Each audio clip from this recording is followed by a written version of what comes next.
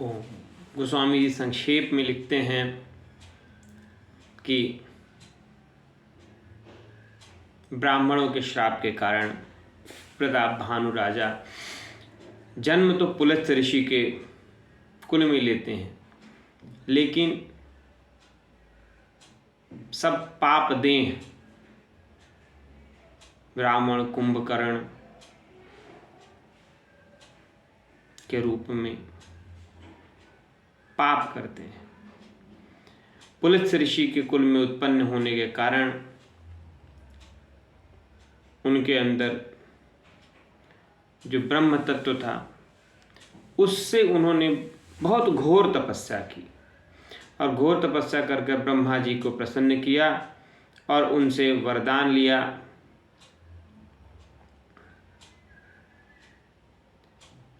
कि मात्र 2 जातियों, रावण ने वरदान लिया कि हे प्रभु, मैं वानर और नर इन दोनों के अलावा, यानी कि वानर मनुष्य जात द्विबार, इन दोनों के अलावा मैं किसी से न मरूं। और देखिए नारद जी यहाँ पहले कह चुके थे कि वानर सहायक, वानर जैसा मुंह हमारा किया श्री हरि आपने, वानर ही सहायता करेंगे।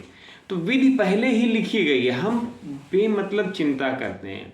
मानस बार बार आपको यही बताता है कि सब प्रावधानित है, हमको करना क्या है, राम नाम, बाकी सब अपने आप हो जाएगा।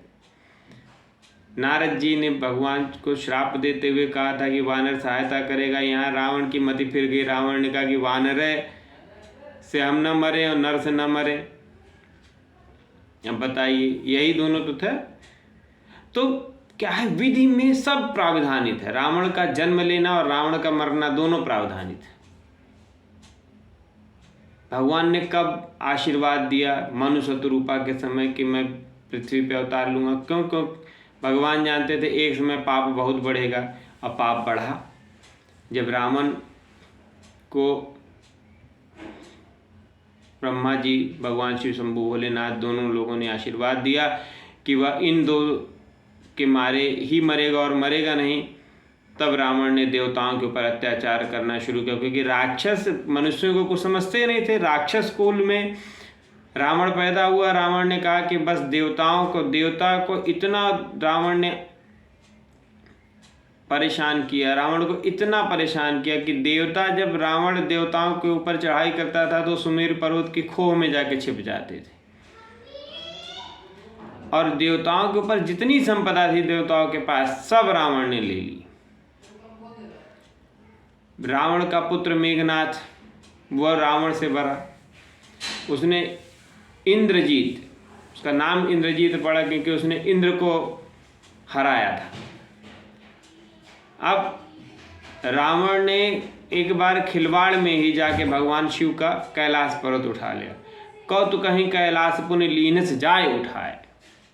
तो इतना शूरवीर रावण था कि उससे धरती कांपने लगी और समस्त देवता माँ धरती के साथ ब्रह्मा जी के पास पहुँचे यह विनती करने कि प्रभु, इतना बल दे दिया आपने रावण को कि हम लोगों की अब था ही नहीं है, तो हम क्या करें, किसके पास जाएं। श्री हरि ने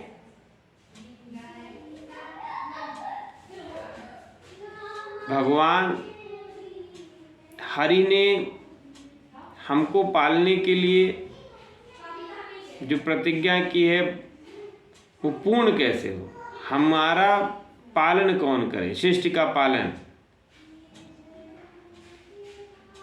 अब बहुत ही विषम समय आ गया था। तब ब्रह्मा जी ने कहा कि धरनी मन धीर कह विरंच हरि पद सुमरे, कि भगवान का नाम सुमिरें, क्योंकि भगवान ही इस मुश्किल घड़ी में आपकी मदद करेंगे। और बैठे सुर सब करहीं विचारा, कह पाए प्रभु करहीं पुकारा। सभी देवता माँ धरती माँ के साथ मिलके या सोचते हैं कि कहाँ वैकुंठपुरी चलें, क्षीर सागर चलें, भगवान कहाँ मिलेंगे। और गोस्वामी जी लिखते हैं, जाके हृदय भगति जस प्रीति, प्रभु तह प्रकट सदा तेहि रीति। जिसके हृदय में जैसी भक्ति रीति प्रीति होती है, भगवान वहाँ वैसे ही प्रकट होते हैं। और तेहि समाज गिर जा मैं रहे हूँ, अवसर पाई वचन एक कहूँ। भगवान भोलेनाथ ने कहा कि उस समय मैं भी वहीं था, क्योंकि देवताओं पे संकट था। और वरदान कौन दिया था? भगवान शंभु भोलेनाथ और ब्रह्मा जी, दोनों लोग वरदान दिए थे। और अब ये दोनों लोग वरदान दिए, निपटाएगा कौन? भगवान श्री हरि। और श्री हरि प्रिय किसके हैं? श्री हरि प्रिय हैं भगवान शिव के। तो भगवान शिव ने बहुत प्यारी बात कही। हर भक्त को यह बात याद रखनी चाहिए, हर भक्त को। भगवान शिव ने कहा, हरि व्यापक सर्वत्र समाना, कि भगवान को ढूंढने के लिए न क्षीर सागर जाना है। देखिए, भगवान शिव के वचन हैं, हमारे आपके नहीं। जब हम सोचते भगवान को कहाँ पाएंगे, कहाँ पाएंगे,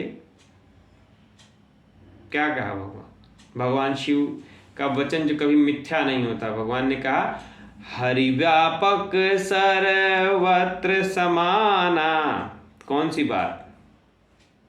जो प्रहलाद ने कही थी, बालक ध्रुव ने कही थी, वही बात भगवान शिव ने कही। अब प्रेमत प्रगट हो ही मैं जाना, देश काल दिशि विदिशि उमाई, कहाँ सो कहाँ जहाँ प्रभु नाही। भगवान ने कहा कि भगवान तो हर जगह है, मात्र प्रेम हो आपके अंदर, भगवान वहीं प्रकट होते हैं। जहाँ प्रेम है, जिस घर में प्रेम है, भगवान उसी घर में निवास कर सकते हैं। जिस घर में प्रेम है, अगर अपने घर को मंदिर बनाना है तो घर के सब प्राणियों में प्रेम की अलग जगह है।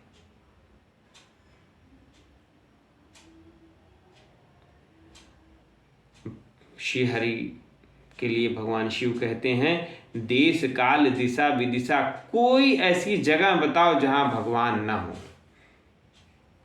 हरि व्यापक सर्वत्र समाना, अग जग में सब रहत बियागी। भगवान सब जगह होते हुए सबसे विरक्त रहते हैं। और प्रेम ते प्रभु प्रगटई जिमि आगी। भगवान ने कहा कि प्रेम से भगवान कैसे प्रकट होते हैं? तुरंत, पता नहीं चलता।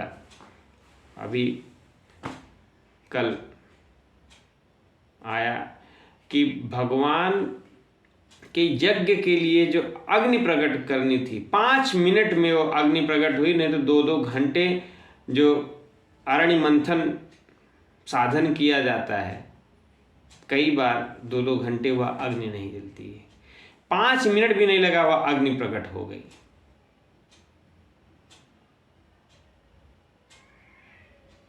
तो कैसे? जब 2 लकड़ियां आपस में रगड़ी जाती हैं, कहीं अग्नि का, कहीं से भी, क्या अग्नि प्रकट होने का कोई निशान होता? कुछ नहीं होता है। लेकिन अग्नि अपने आप प्रकट होती है। ऐसे भगवान ने कहा कि प्रेम, अगर प्रेम आपके हृदय में है तो आपको पता भी नहीं चलेगा कि आपके हृदय में भगवान प्रकट हो जाएंगे। प्रेम, आप प्रेम रखो, क्योंकि भगवान शिव ने 2 बार ये बात कही, प्रेम ते प्रगट होई मैं जाना, पहला, और फिर कहा प्रेम ते प्रभु प्रगटई जिमि आगी। अब मोर वचन सबके मन माना, साधु साध कर ब्रह्म बखाना। ये बात मान लें आप, क्योंकि इस बात को गोस्वामी जी ने भगवान शिव को साक्षी मान के कहा। मैं इस बात पे इसलिए बार बार आपको ये मानस की कथा गुण कथा है। हमको क्या पकड़ना है, हमें ये ध्यान रखना है।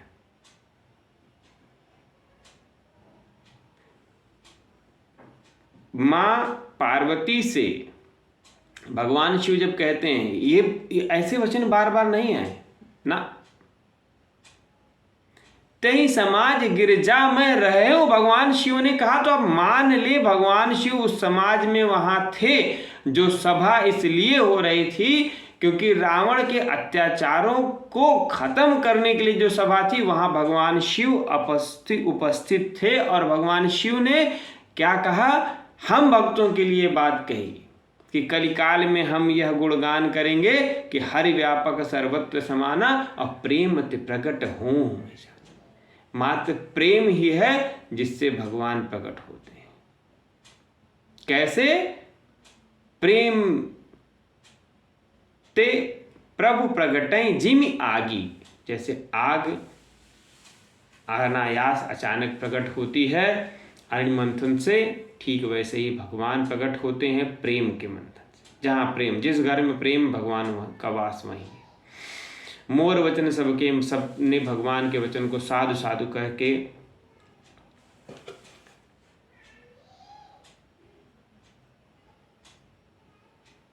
भगवान शिव की प्रशंसा की। और उस समय समस्त देवताओं का मन पुलकित हो गया। सब रावण का वह घोर पातकी पाप भूलकर भगवान श्री हरि की विनती करने लगे। बहुत सुंदर विनती की है जिसको हम लोग सुनेंगे अगले में।